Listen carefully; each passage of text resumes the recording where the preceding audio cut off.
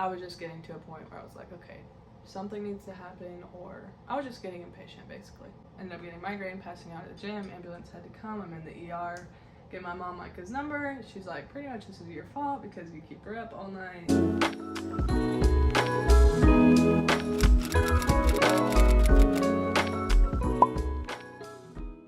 Hey guys, welcome back to our channel. If you are new here, we are so glad that you are here. If you watched our last video, then you know that we had to break it up into 2 parts. So what we have for you today is how we met part 2, as well as Micah coming to visit for the first time.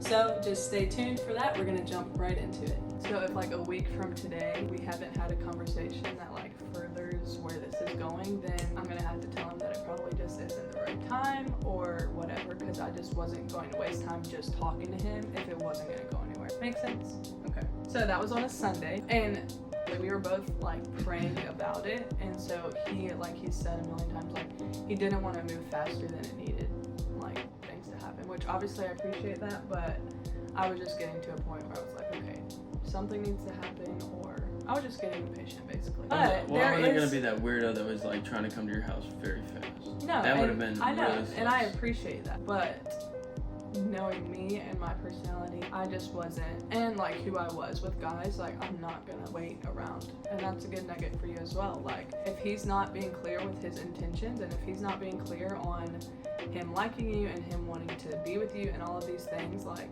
you need to know that you don't have to waste your time just to be on his time frame. Like you deserve someone who's gonna be straight up with you, tell you how they feel about you, and go from there and make steps towards the future. If they're not doing that, then you deserve someone who does. Yes. Anyway, so fast forward to that Thursday. We FaceTime after my worship practice. I think I literally said something like, when are we gonna plan a trip or something like that? Because I was already looking at plane tickets, and them janks was expensive. And I spent on my first trip up, I think I spent like $467 for a round trip, leaving on a Friday night and flying back on a Sunday night. I was literally there for like 5 seconds. Yeah. So anyway, we FaceTime, and he had already said things about like wanting to talk to my dad and being with my family, so I knew that meant he had to come to Virginia Beach. So I knew that meant he had to come here. And so girls also, if the guy does not come to you first in a long distance relationship and they try to make you come first, no. Yeah. It's a trap. It is. Don't go. He's the pursuer, and I needed to see that I was worthy of being pursued, and that hold on, let me rewind. I knew I was worthy of being pursued. Okay. Yes. First of all, find your identity in Christ.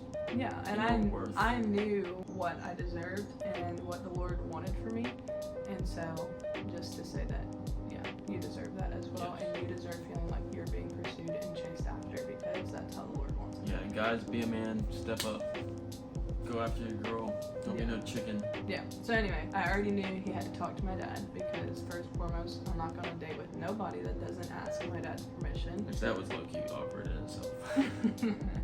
But that was just based on like, okay, if you're going to take me out and we're going to get a meal together, I need you to talk to my dad. That doesn't mean the relationship. But you didn't vocalize that, but you knew I was already going to. Yeah, well, like, to me, like, you the didn't man have to vocalize that. No, the man should know that is what I'm trying to say. Yeah. Like, you should know that that has to be a step in the process. I knew that's what I wanted. So, and I knew that he wanted to do that. And so, anyway, all of that to say, we got off that FaceTime and we planned a trip for the end of June. June 25th.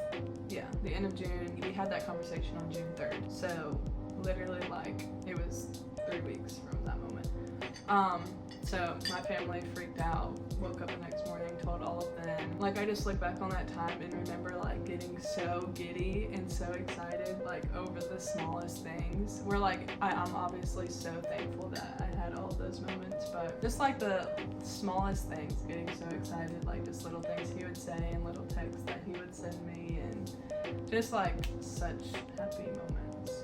Yeah, so their whole family picked me up from the airport. It wasn't like that was a long day for me as well. I was literally in the emergency room hours before he landed. A whole extravaganza. I was like, is this it? Is this her getting cold feet? Yeah, literally ghosted him that whole day that he was coming for the first time. But your mom was like the biggest sweetheart that day. Like, I've never talked to her mom except for like saying hey over FaceTime. And then she was like texting me and keeping me calm. And I remember like being pretty much completely out of it and texting my mom his number, and I'm like, please talk to him, because I just couldn't. So anyway. But she did low-key like blame me for what happened because she said that it was. I don't do well when I don't get sleep, and the season that me and Micah first started talking, we were not sleeping, and my body wakes up early, like no matter what, and so we would be going to bed at like 2, 3 a.m. and I'd wake up at like 6 a.m. So, and that just catches up to me really quick, and my body reacts in crazy ways. So, ended up getting migraine, passing out at the gym, ambulance had to come, I'm in the ER. Get my mom Micah's number, and she's like, pretty much this is your fault because you keep her up all night, la da da da. Pretty much. Yeah, which it really wasn't his fault. I think the emotion of him coming for the first time and everything else, just the stress of that. So then, like I said, I flew in at 12 o'clock. Their whole family picks me up. I was trying not to make it an awkward car ride, but like because it was so late, I think nobody was talking. Yeah. So let me go back. I walk into the airport and I see him and I'm like. And I had a dream that I told her about right before I came, because I'm 6'4" and I didn't necessarily know exactly how tall she was yet. And well, we've only seen each other on FaceTime, and you're like this big. Yeah, so I was like. So it was just so weird. That I literally came up like the escalator and she saw me and was like, "You're so tall, like you're too tall, like oh my gosh." No, I saw him and he was like over everybody, and I was just like, oh my gosh. This handsome hunk of a man. It is so cute, and he was much taller than I thought. I knew how tall he was, and my family is tall. Like I have a lot of men in my life that are tall, but for some reason I just wasn't expecting it, and I was like. Yeah, like whenever I walked around the corner and saw her, like the heavens opened up, the lights shined down on her, angels descended playing harps and horns. Yeah. So I was like, okay. Oh, it was just, we like hugged and my sisters came in with us, and so we really didn't have our own moment until like the next day. Yeah, but like he said, my whole family was there. It was like a big thing for my whole family. My mom was telling my dad, she's like, you have to come, like this is a big deal. Yeah, so in the car ride, which it was. You'll probably learn sooner or later on here that I'm a very sarcastic and dry humor kind of person. So like we were in the car and I said like 4 jokes and neither of her parents laughed. So I'm like, either they don't like me or they just don't get my humor, which they didn't get my humor. So anyways, we get home and we ended up staying up to like 2 or 3 in the morning, just sitting there talking with her and her sisters. So parents went to bed, we stayed up late, woke up early the next morning, and my whole family, or him and I went, and at the restaurant we were going to for breakfast, my whole family was gonna come get breakfast with him. It's like a very busy restaurant at Virginia Beach on a Saturday. Like if you don't get there hours in advance to put your name in, you're not getting a good deal. So anyway, we went like an hour and a half early to put our name down. Ended up being like a 2-hour wait. So we put our name down, walked across the street to the coffee shop, and him and I just got coffee together for the first time. First meeting. Yep. Then we met her family for breakfast. We ate breakfast. Then the day kind of just like went on. I think we just went back to your house, and then we got ready for our date. And like, hold on, he was opening my door like every time. I still do. You still do. I'm just telling you what I recognized on this trip. Okay. He was opening my door every single time. Was being very intentional with that because like this was the first time that we were together in person. So all of the things that I was already feeling needed to add up with what happened when we were in person together. And so all of that to say they were. He was opening my door, he was being a gentleman, so respectful to my parents, yes sir, yes ma'am, which this is thanks to the way he was raised and thanks to his mama for teaching Shout out mom and pops. For teaching him how to respect a woman, and respect his elders. Anyway, so respectful to my family, my parents, opening the door for me, just being a gentleman, and so I was like, okay, all green flags, all green flags. So we go back to her house, we're all just hanging out for a while. She goes upstairs to get ready for the date or whatever, and I was still kind of sitting on the couch because it takes me 5 seconds to get ready. And her dad was like, well, I'm gonna go out and get the mail. And I think he said it like on purpose. This was like an hour before our date, so I was like, okay, he needs to ask my dad. I'm literally not getting in the car with him and going on a date with him until he talks to my dad. I wasn't. I was hungry, but I was gonna wait. But anyways, before I was interrupted, I was like, you mind if I walk with you to the mailbox? And he was like, yeah, sure. So I slipped my shoes on. We walked outside. And all the girls, we like run to the window to like But watch the them. thing was, the reason I hadn't been able to talk to them yet, like We were all together. I was literally out on the porch with him and her mom, first thing in the morning, and right as soon as I went to talk to them about it, her little sister like comes up and she's like Anyway, he trying just to be hadn't nosy had a about everything moment. we were saying, so I hadn't had a chance yet. And that's why I honestly think he was like, well, I'm gonna go check the mail, because her little sister was like sitting right next to me, like just being annoying, like she still is. Just kidding. She's probably gonna choke on me after this. But anyways, so we walked to the mailbox and I was like, so obviously you know I like your daughter. I flew all the way up here for her, and so I'd like to pursue her. And he went on a whole thing saying my daughters are fine in China, you better take care of her. But he said he did like me and thought I was a good guy. So we went on a date. Let's talk about the date. I mean, there's not much to say. Yeah. We went on the date. It was all good things. Took a million pictures, you know.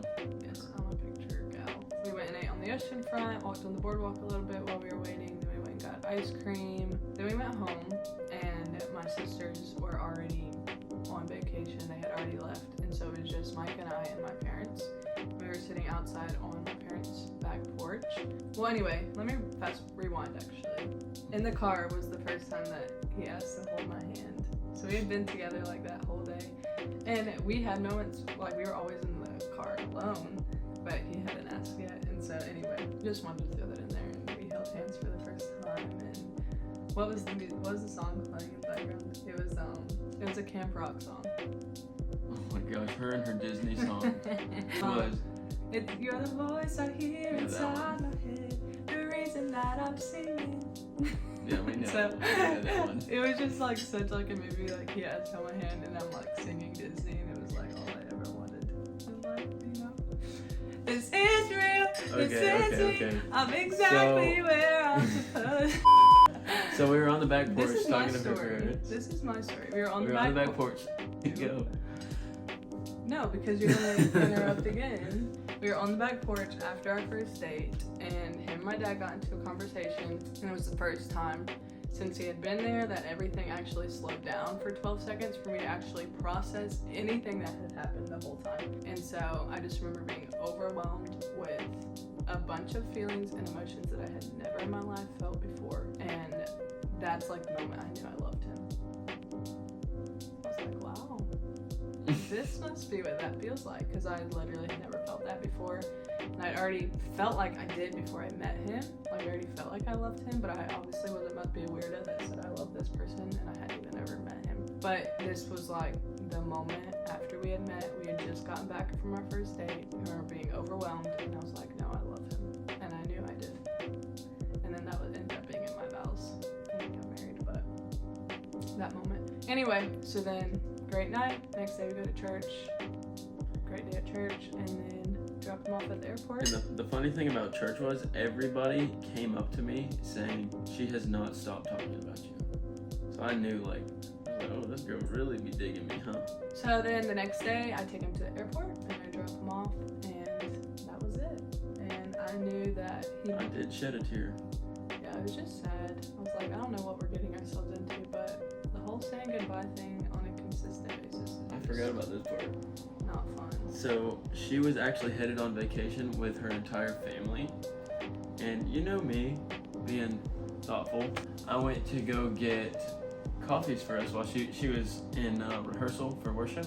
So I went to Starbucks to get us coffee, and the Starbucks was in a Harris Teeter. So I walked. Which is a grocery store. And so I walked and got a little card, and I wrote a little note in there, and I wrote her name on it.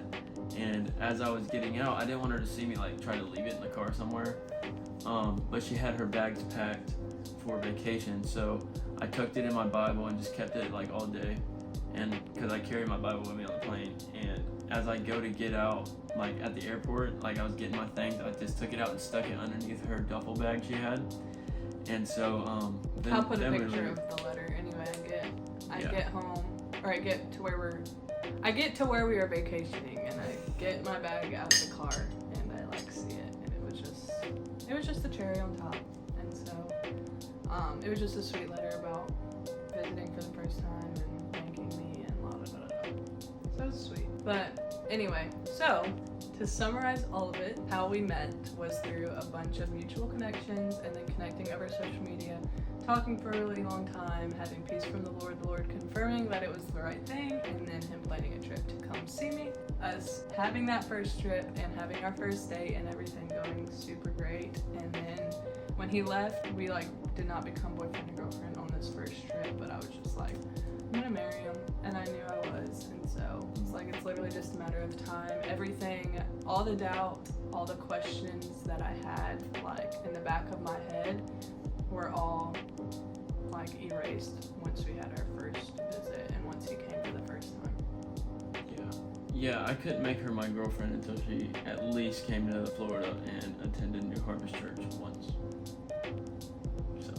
Okay, so that wraps it up for today's video. Thank you guys so much for watching our first part of our love story series. So just stay tuned for all the videos to come. We're just gonna dive into when we made it official and then talk throughout our dating long distance journey as well as our whole engagement, and then dive into all fun things, wedding and wedding planning and just everything that goes into that.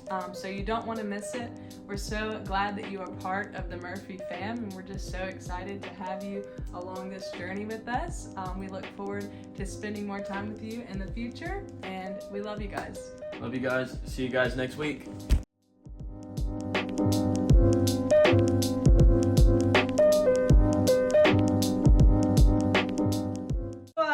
Listen, they know you sing. We all do. Sorry. Go. I clearly was trying to. Go.